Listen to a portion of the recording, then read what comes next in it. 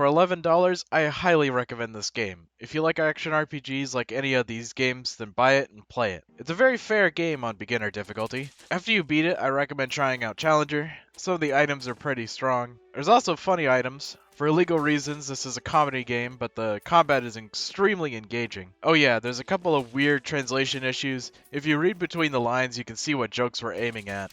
Anything properly dire is labeled correctly. I'm gonna go much deeper into this game in the rest of the video, but it has a wholehearted recommendation for me. Spoilers are starting soon. This game does slot nicely into my absolute favorite game aesthetic, chop suey. Okay, I need to explain this.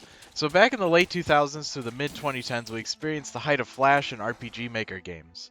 Now, when you have the ability to make a game, but you don't have the extra time to learn how to draw, a common practice was to rip art from other things for your game. This is extremely frowned upon now, and the most recent art fad is basically accelerating the problem.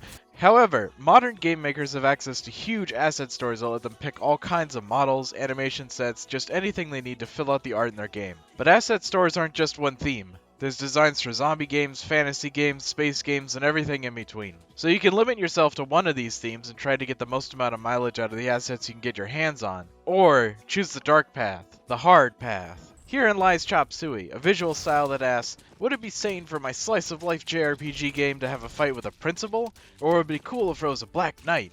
Or a dragon? Or a Black Knight dragon? So why do we care? Well, Chop Suey aesthetic informs design, because now the game has more time to hone other elements like the story and gameplay, and the best part, it can lean into absurd humor without shattering immersion. Case in point, the dual blades human determination. If you have an older graphics card, these blades give you a decent buff.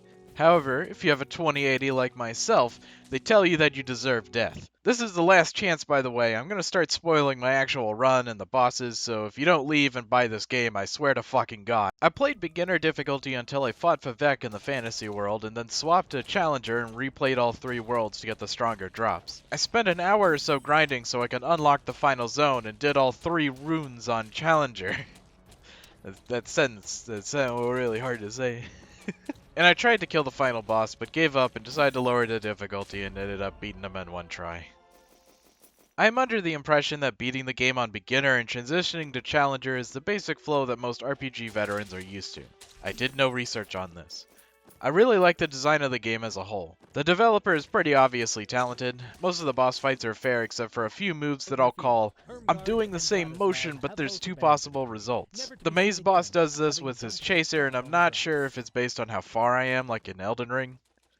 And the final boss does it with his purple dimension rock toss and his planet smash. Same animation but different dodge windows. It's pretty obviously a skill issue, and I've died plenty of times to the wrong toss. I think it's worth the 3 to 5 hours to beat the more challenging encounters just to experience them. Well, did you like the new format? I don't get the option to review very many video games because most of the stuff I play, people are just like, they already have opinions on it. I got into that Dark Tide closed beta and I just didn't record any footage of it, so, I might play that game, who knows.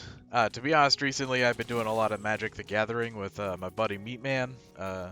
Plus I'm recording a bunch of footage for an Insect Glaive video that hopefully will come out before the end of the year. And well, that's the end of the video. If you haven't bought WeirdRPG yet, you really should. I left so much stuff on the table for you to discover. I wanted to talk about some of my experience with the bosses, but I didn't want to go into crazy detail. And obviously I left out all the jokes. There's so many fucking jokes in this game. Like the fucking backstab sword. Just play it. Just